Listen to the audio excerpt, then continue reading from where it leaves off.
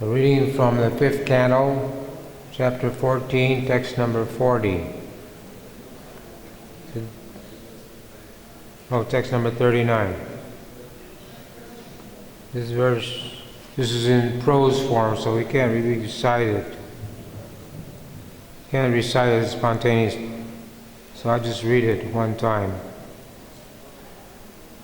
Yaridam yoga nush sha nam na ba etad abarud hate ya nash yasta danda nisha upashama shila uparatmana sama vagachati.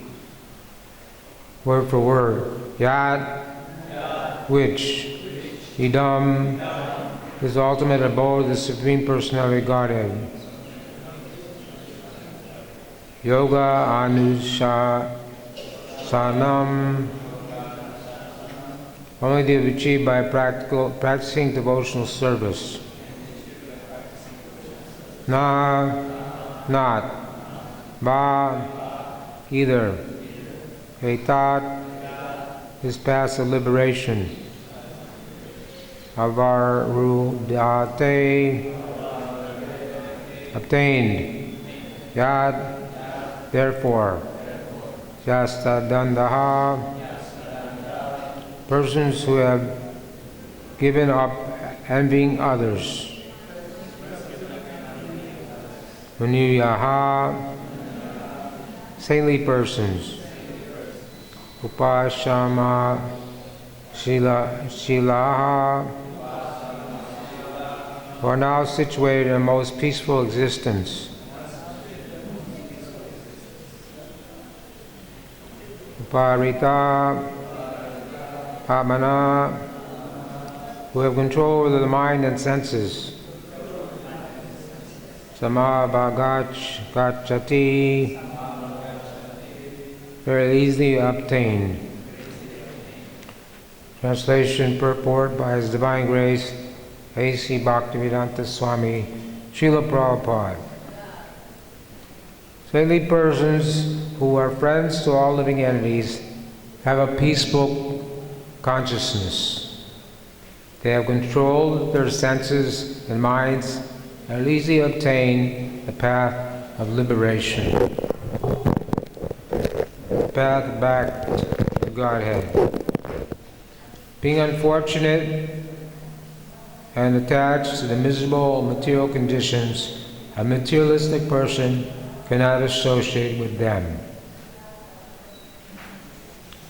Purport.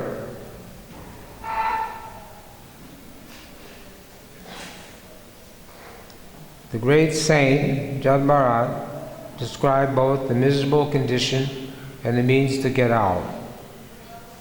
The only way out is association with devotees, and this association is very easy. Although unfortunate people also get this opportunity, due to their great misfortune, they cannot take shelter of pure devotees, and consequently, they continuously suffer. Nevertheless, this Krishna consciousness movement insists that everyone take to the path by adopting the chanting of the Hare Krishna Maha Mantra. Preachers of Krishna consciousness go from door to door to inform people how they can be relieved from the miserable conditions of material life. As stated by Sri Chaitanya Mahaprabhu, Guru Krishna Prasade Pai Bhakti Lata Bij. By the mercy of Krishna and Guru, one gets the seed of devotional service. If one is a little intelligent, he can cultivate Krishna consciousnness and be free from the miserable condition of material life.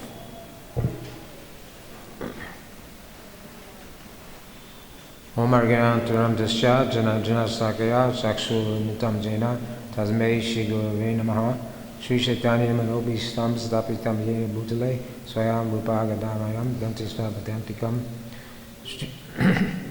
Panchakopatribhijascha Kripasindhu Evacha Bhagnam Bhagnayo Vaishnaveyo Namo Namaha Sri Krishna Sri Krishna Chaitanya, Prabhu Nityananda, Sri Advaita Gadadhar, Sri Vasudeva Gaura Bhaktivinoda, Hare Krishna, Krishna Krishna, Hare Hare, Hare Rama, Rama Rama, Hare Hare.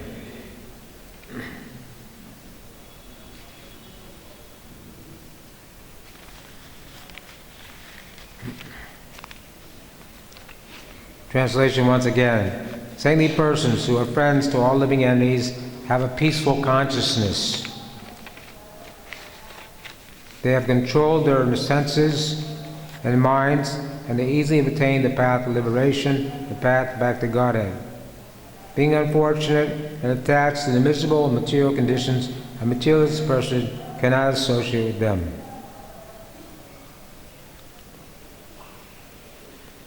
This chapter is entitled The Forest of Material Enjoyment, and this is a summary of what Jabharat has previously spoken to Maharaj Rahugana.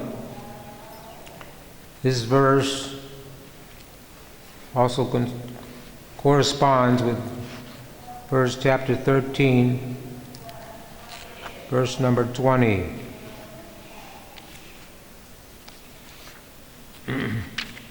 Which says, "My dear King Rahugana, you are also a victim of the external energy being situated on the path of attraction to material pleasure. So that you may become an equal friend to all living entities, I now advise you to give up your kingly position and the rod by which you punish criminals. Give up attraction to the sense objects and take up the sword of knowledge sharpened by devotional service. Then you will be able to cut the hard knot of illusory energy and cross the other side of material nescience." In the purport, Prabhupada quotes the Bhagavad Gita 15, 3 and 4. "The real form of this tree," talking about the banyan tree, "the real form of this tree cannot be perceived in this world. No one can understand where it ends, where it begins, or where its foundation is. But with determination, one must cut down this tree with the weapon of detachment. So doing, one must seek that place in which once gone, one never returns, and there surrender to the Supreme Personality Godhead, whom everything has begun, and whom everything is abiding since time immemorial." 15th chapter, text 3 and 4. So the 15th chapter describes it as a banyan tree which has its roots upwards, branches down, leaves of the Vedic hymns. One knows this tree is the knower of the Vedas. The branches of this tree extend upward and downward, nourished by the three modes of material nature. The tree also has roots going down, bounded fruit of action of the material society. So here, this tree, the banyan tree, is an example of how one is entangled in the material world. And it says here, with determination, one must cut down the tree with the weapon of detachment. Now in this verse it talks about saintly persons.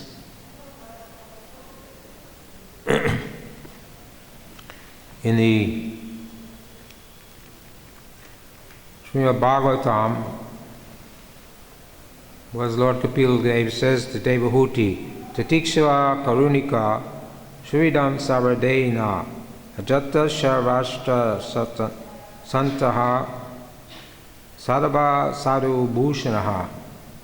The symptoms of a sadhu are that he is tolerant, merciful, and friendly to all living entities.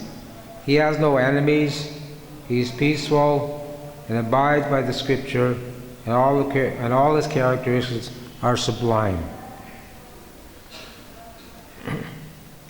So also, there are many qualities of a pure devotee, and some are he's poetic, he's sane, he's faultless, he's expert, he's silent, he's compassionate, he's mild, he's clean, he's respectful, he's equal to all, he's not defiant, tolerant, merciful, friendly, peaceful, grave, desireless, magnanimous, truthful. So these are some of the qualities of the devotees. And we know from Upadeshamrita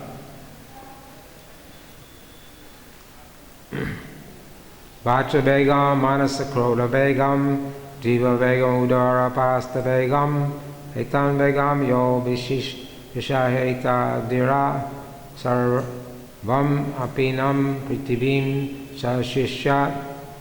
A sober person who can tolerate the urge to speak, the mind's demands, the actions of anger, the urges of the tongue, belly, and genital, is qualified to make disciples all over the world. So this is a symptom of one who's guru, saintly person. Here the word muni, munia, muni, refers to saintly persons. We know that Narada Muni, he's the best of all the Devarsha Naradi, best of all the demigods.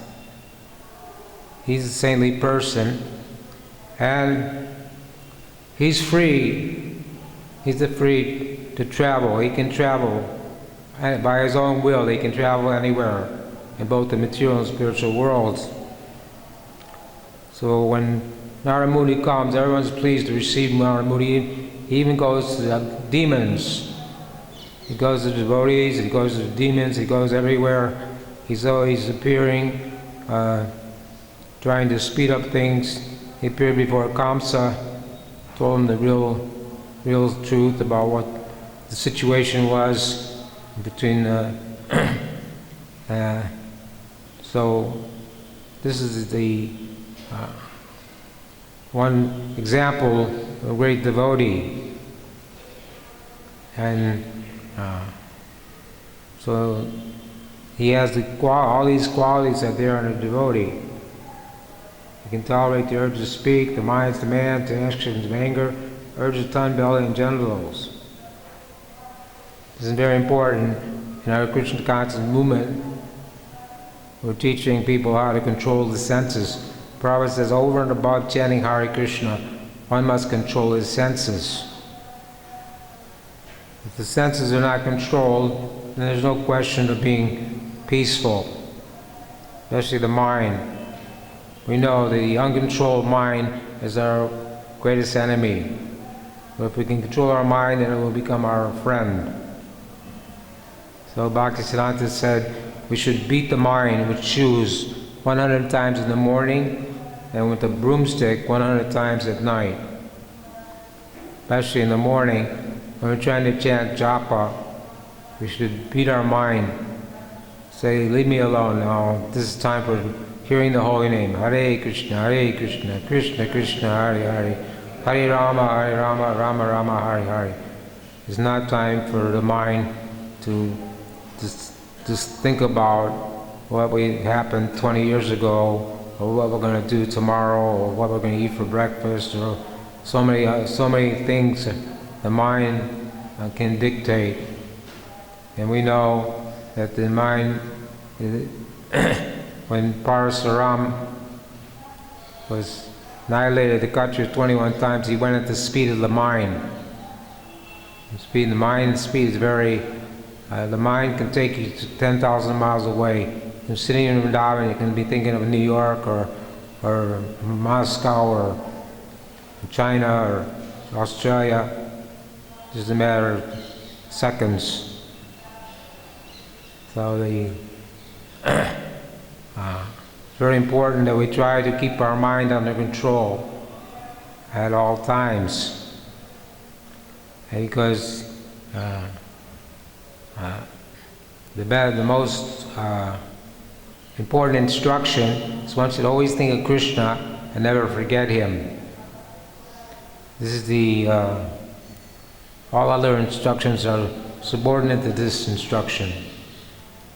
But because we're on the practicing body bhakti, and we're still contaminated by the modes of material nature, we can think of Krishna, but not all the time, intermittently. But a pure devotee like Srila Prabhupada, one man came to Prabhupada and said, Swamiji, I see you're doing so many activities. I thought you were, someone said you're chanting Hare Krishna all the time. Prabhupada told the man, you put your ear on my back. He put his ear on his back, Prabhupada's back, and he heard Hare Krishna, Krishna Krishna, Hare Hare, Hare Ram, Ram Ram, Hare Hare. So a pure devotee, he can do so many things, but at the same time he's never deviated from the thinking of Krishna, being Krishna conscious. But that's not our case. So we have to associate with devotees. In the Chaitanya Charitamrita, Sadhu Sangha, Sarva Sastra Koi, Lava Mantra Sadhu Sangha, Sarva Siddhi Hoy. It says even a moment's association with devotees, conditioned soul can get out of the miserable material condition. This Krishna consciousness is therefore trying to give everyone a chance to associate with saintly persons. Therefore, all the members of the Krishna consciousness movement must themselves be perfect sadhus in order to give a chance to fallen souls. This is the best humanitarian work. So this verse is telling how we can get relief from material nature. And that relief is by practicing bhakti yoga. But so Jabarat described both the material miserable condition and the means to get out. So Rupa Goswami tells us that one's devotional service is spoiled by eating more than necessary, collecting more funds than required, over-endeavoring for mundane things that are very difficult to attain, talking unnecessary about mundane subject matters, practicing the rules and regulations only for the sake of following them, and not for the sake of spiritual advancement, or rejecting the rules and regulations of scriptures, working independently or whimsically, associating with world-minded persons, and being greedy for mundane achievements. So this is the 6 items we have to be careful about if we want to advance in our devotional service. Eating more than required. We know the tongue is very voracious and difficult to control. We sing Sarira Vijajal. So the tongue should always be controlled simply by taking Krishna Prasadam and only talking about Krishna, drinking Krishna Katha. Especially in Vrindavan, we should not unnecessarily talk about mundane subject matters. This way, our tongue will be controlled. The tongue, even though the belly's full, the tongue wants to eat more. So, eating more than necessary, what happens? You start gaining weight. If someone is becoming fat, you know he's eating more than necessary, and this is detrimental to his advancement in Krishna consciousness. Especially seen when brahmacharis leave the brahmacharya ashram and enter the grihastha ashram, they tend to put on weight, start to live a more comfortable life. They're thinking the brahmachari life is too austere, but if I get married, I'll be a little, be able to enjoy a little bit, be peaceful, more peaceful and more happy, or something else, some illusion is there. But we see that people, when they get married, they start putting on weight, which means they're eating more than necessary. So this should be avoided at all costs. So that's why we observe Ekadasi, because that's also a way to minimize the demands of the body by fasting on Ekadasi and on days of the Acharyas and appearance days of the incarnations of the Lord. Also, when one becomes a householder, then he's involved with making money. He has to get money, collect funds, and he gets entangled that way also.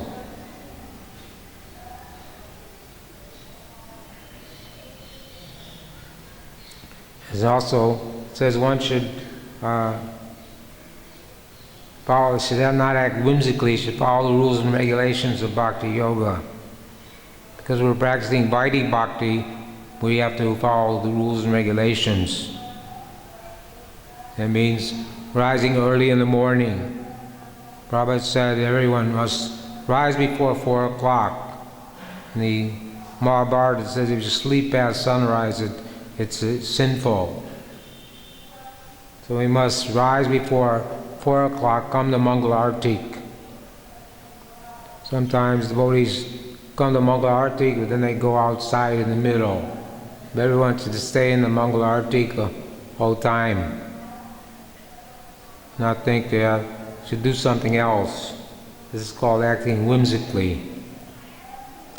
Or sometimes devotees think, well, I should chant my rounds during Mangal Artik. But there's plenty of time to change your rounds. There's plenty of time. You don't have, unless you're going preaching or traveling or something, you just stay in the Mangal Kirtan and chant and dance with the devotees, Mangal Arati. And it says, should avoid the association of non-devotees. So, devotees go for book distribution just this month, and we have to encounter some materialistic people. Jai Shri Shri Gaurnitai Krishna Bala Radha Shyam.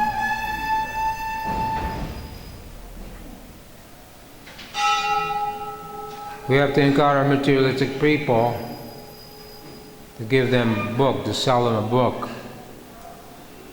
But we're not associating with those people. Associating with people means you share the same mentality, the same thoughts. Materialistic people, they're just interested in their sense gratification, especially sex life. And devotees don't discuss these things with materialistic persons. We just give them a book and tell them that this book will make your life, make you fortunate, or this book will can change your life. You've seen it so many times. People will get a book from a devotee and they may not read it. They may put it on their bookshelf. Somebody else in the family may read it, become a devotee. But it may sit on the bookshelf for 20 years. And then the man, he's having so many problems. He sees the book, Bhagavad Gita or whatever, and picks it up, starts reading it, and he becomes a devotee. His whole life is transformed from a life of misery and suffering to a life of Satchidananda, eternal, full of knowledge and bliss. This is the opposite. Material life means temporary suffering and no knowledge, darkness, ignorance. Everyone in the mode of material world is in the mode of ignorance and passionate ignorance.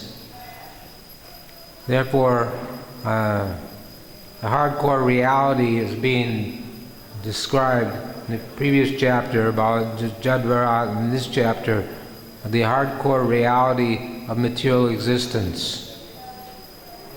Although people are covered by illusion. It says Ananta Sesh in this canto, in this chapter, the glories of Ananta Sesh. When a living entity comes in the material world, he's covered by the false ego, by Ananta Sesh. He begins to think, I and mine. Everything is mine, everything belongs to me. I, me, mine. In this way, the living entity is entangled in the material world.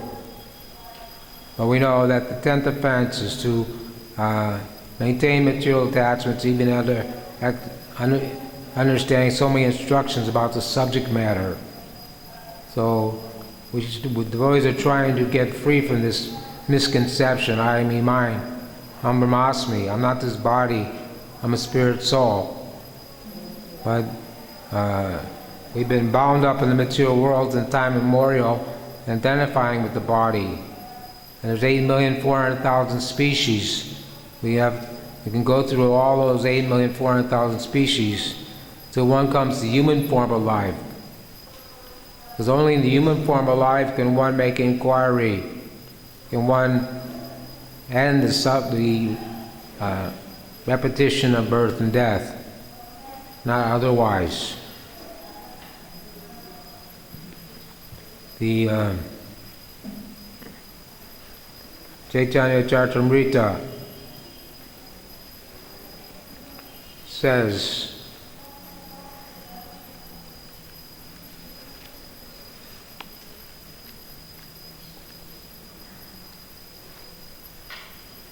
Asatsanga tyage Vaishnavachar, Sri Sangha eka asadu, Krishna Bhakta ar. A Vaishnava should always avoid the association of ordinary people. Common people are very much materially attached, especially to women. Vaishnavas should avoid the company of those who are not devotees of Lord Krishna. So we know that the form of a woman, that is the height of Maya.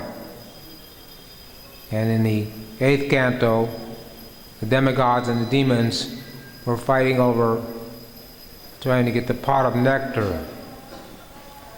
And so when they finally got the nectar, it was in the hands of Dhanvantari, an incarnation of Lord, and the demons snatched the pot of nectar. Now, this made the demigods morose, unhappy. So the Lord incarnated in the form of a woman, Mohini Murti, and she cheated the demons out of the pot of nectar by her sweet words and her attractive beauty. The demons immediately became lustful, seeing Mohini Murti. They all wanted to enjoy her body, enjoy with her. So she said to the demons, "You just trust me. Whatever I say, you should just accept. Don't make any objections." So they didn't want to disturb the relationship with a woman, with Mohini Murti. So the Mohini Murti, then she proceeded to give the nectar to the demigods. And the demons couldn't say anything because they were bewildered by this form of the woman. But Rahu was a demon. He understood what was happening, so he dressed himself like a demigod. And the demons were on one side and the demigods were on the other side. They were separate. So Rahu dressed himself like a demigod and was sitting in the midst of demigods.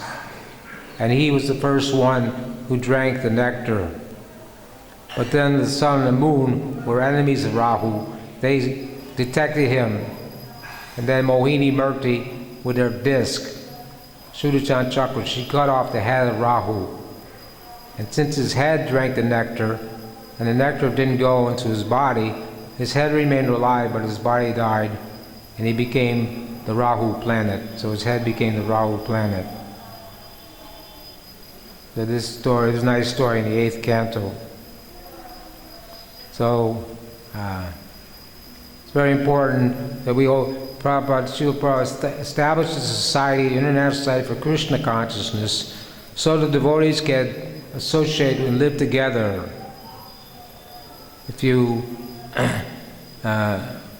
try to be Krishna conscious on your own, it becomes more difficult. Like if you take one piece of paper, you can easily tear it in half. But if you take a book, you can't tear it. So in the same way, if we live alone, it would be difficult to practice Krishna consciousness.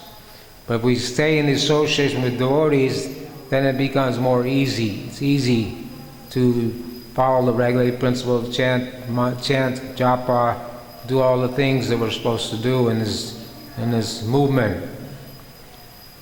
So here Prabhupada says that due to their great misfortune, people cannot take to Krishna consciousness. Nevertheless, this Hare Krishna movement insists that everyone take the path by adopting the chanting of the Hare Krishna Maha Mantra. Hare Krishna, Krishna Krishna, Hare Hare, Hare Rama, Rama Rama, Hare Hare. So here it says the preachers go door to door, inform people how they can be relieved from the miseries of miserable conditions of material life. So Vaishika Prabhu was just here, he told me he was going door to door distributing Bhagavad Gitas. And he went to one house, one door, and the people were Muslims. They answered the door and they invited him in. He was dressed like a devotee, with tilak, dhoti, kurta. And he sold them a Bhagavad Gita.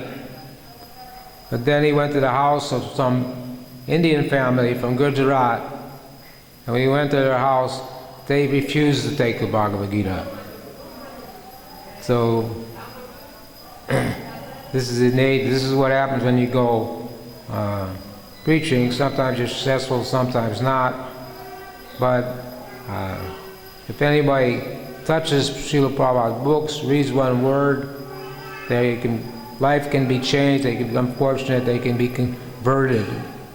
We're practicing Sanatana Dharma, the general occupation of all living entities. This is not a ism or a faction. The Javera Suraboy, Nitya Krishna Das, everyone, we are eternal servants of Krishna, eternal servants of God. You may give yourself a label. Someone may label himself Muslim, Hindu, Christian, whatever.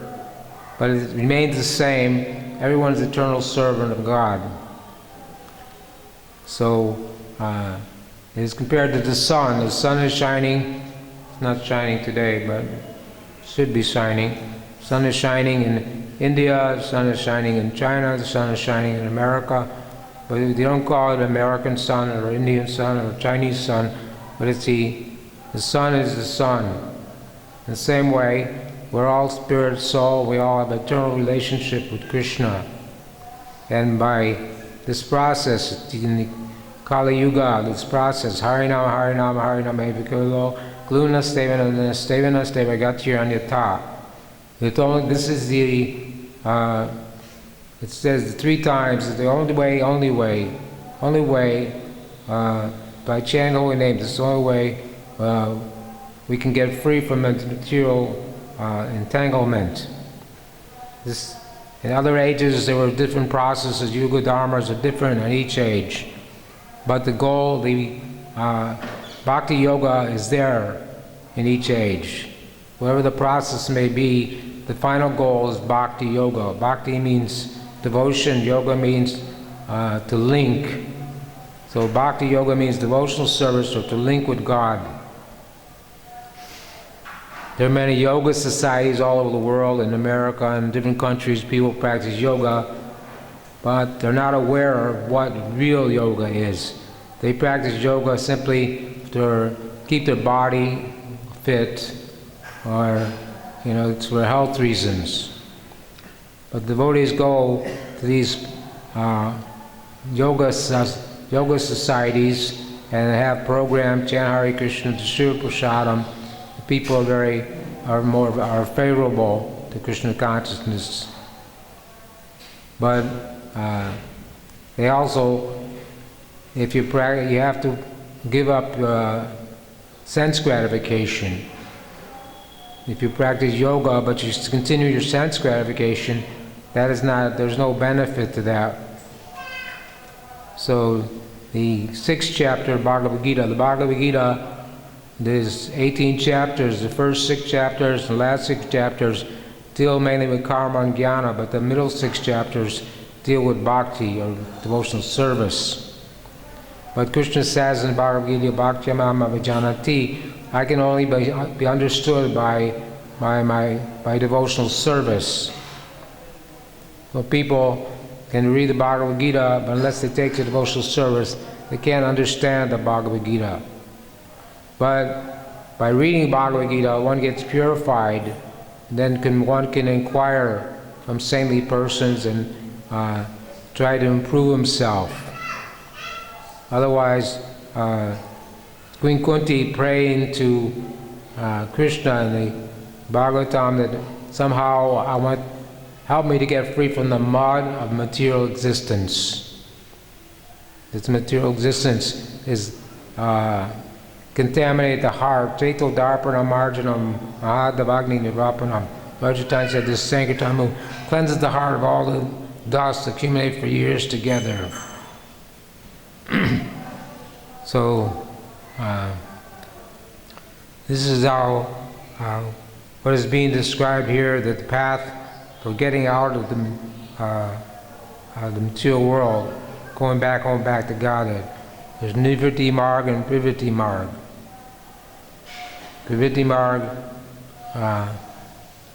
is the path to go back to Godhead. No, Nivritti Marg is the path, which is it?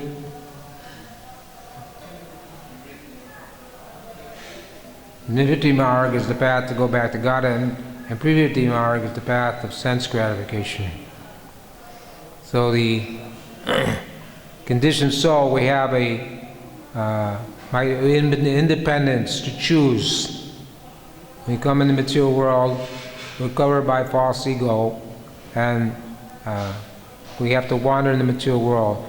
But here it says, Guru Krishna Prasade by Bhakti Lata Beach. If one is fortunate enough, he gets the association of pure devotee, and that seed, the time of initiation, this seed of devotional service is planted in one's heart. And that seed, as a creeper, begins to grow. And that is also explained in Srimad Bhagavatam.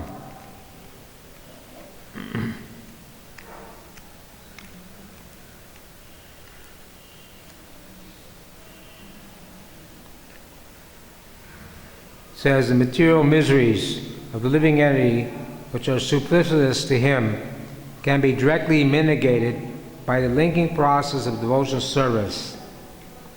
But the mass of people do not know this, and therefore the learned Vyasabhava compiled this Vedic literature, which is in relation to the supreme truth.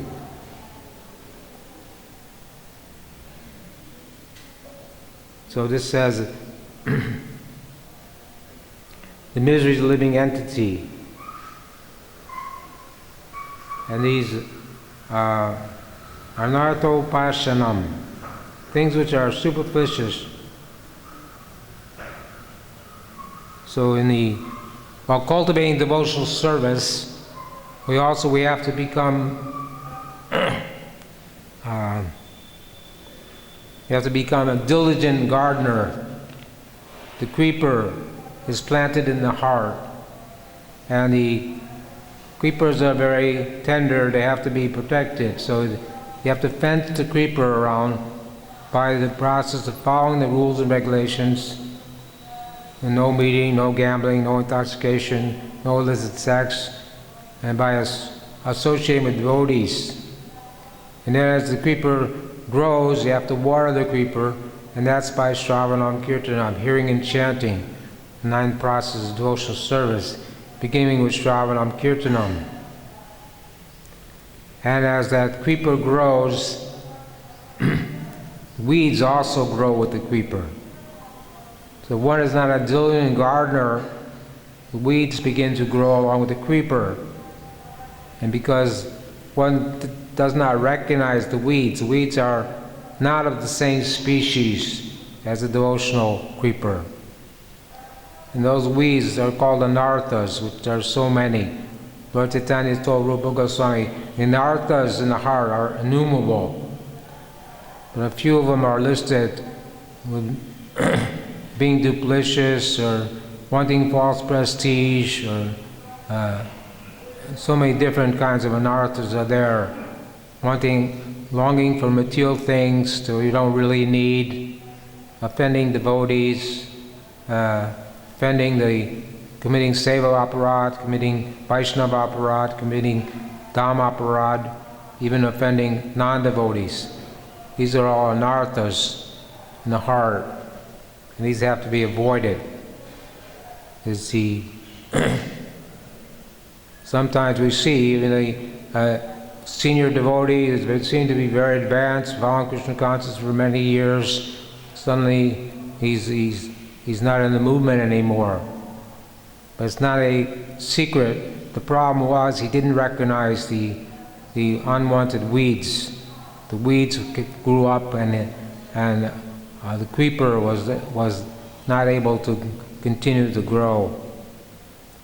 So therefore, we should all try to avoid anarthas as much as possible, and there's so many anarthas in the heart, but we have to recognize them when they appear and kick them out. It's like Rupa and Sanatana Goswami, or the six Goswami, they kicked off all aristocratic association. Rupa and Sanatana Goswami, they were forced to accept the service of Muslims and live Muslim government associate with non-devotees, which is detrimental to devotional service. But when they got the darshan of Mahaprabhu, they were able to give it up, to retire from government service, even though the ruler didn't like it. But they gave up all their, even they had boatloads. It says Rupa and Sanatana Goswami, they had boatload of silver and gold. So they gave it up. They gave 50% to the Brahmin community, 25% to the family, 25% they kept for emergencies. Because Rupa Goswami was expecting trouble. So when Sanatana Goswami retired from government service, he was put into jail for 6 months. And then he was informed that Rupa Goswami had kept some gold coins with a grocer.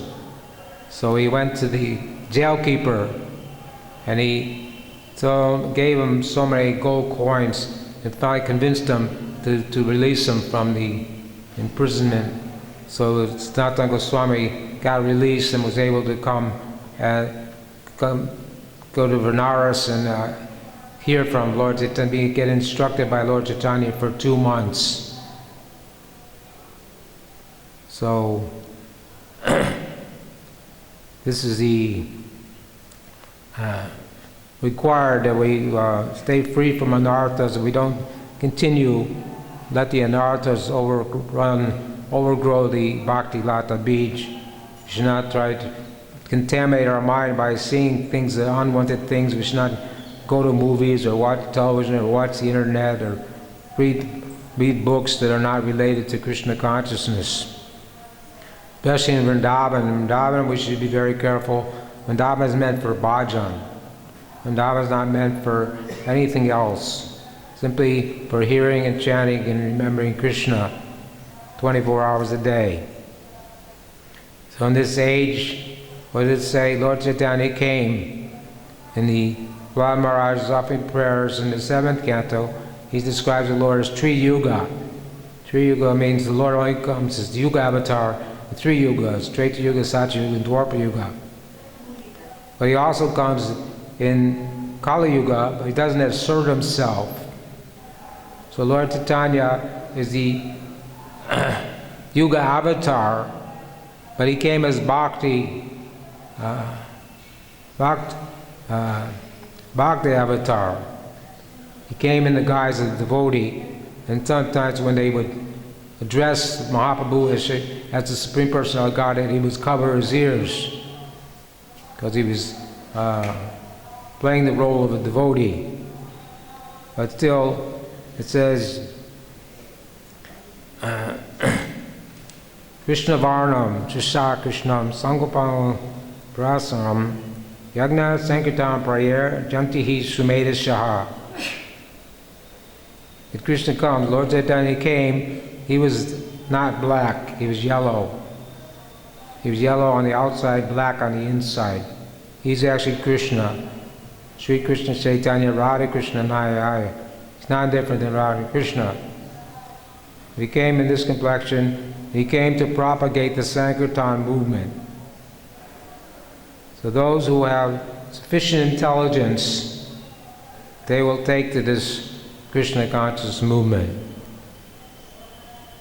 Otherwise, in Kali Yuga, the people's ability to understand spiritual knowledge and Krishna conscious movement become day by day, it's becoming less and less.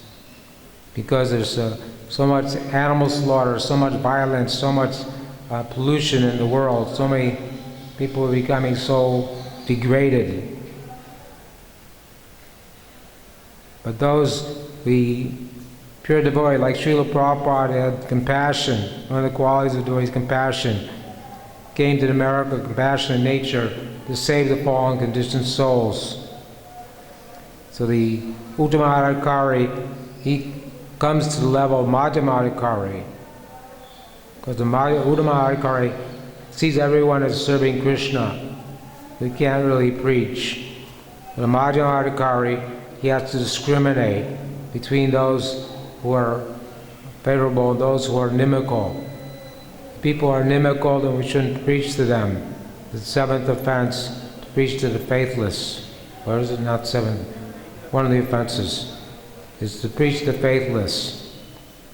So we have to discriminate. If someone's not willing, doesn't want to hear about Krishna consciousness, then we avoid such people.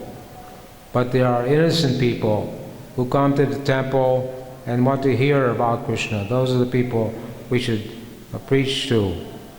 And gradually they will see the value of Krishna consciousness, take to Krishna consciousness.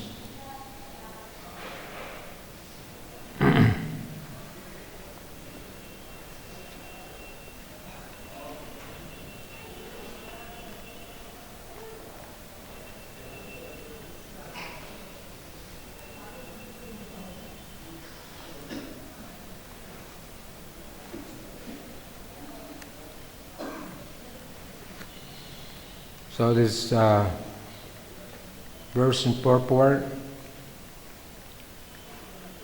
deal with saintly persons, the importance of associating with saintly persons, and how to get out of this, get relief from the miseries of material nature. And this is attained only by practicing bhakti yoga, or devotional service. So now I have some service to attend to. So this is we try to cover the information in this verse. Main thing is, I'll read the translation again. Saintly persons who are friends to all living entities have a peaceful consciousness. They've controlled their senses and minds, and they easily attain the path of liberation, the path back to Godhead. Being unfortunate and attached to a miserable material condition, a materialistic person cannot associate with them. So you all become very fortunate. You should not misuse your great fortune of being able to come to Krishna consciousness and associate with devotees. You stay in Krishna consciousness for your whole life and go back home, back to Godhead in this life, and don't have to take birth again and suffer again material existence. Hare Krishna. Srimad Bhagavatam ki, Srila Prabhupada ki, Gaur Premanande.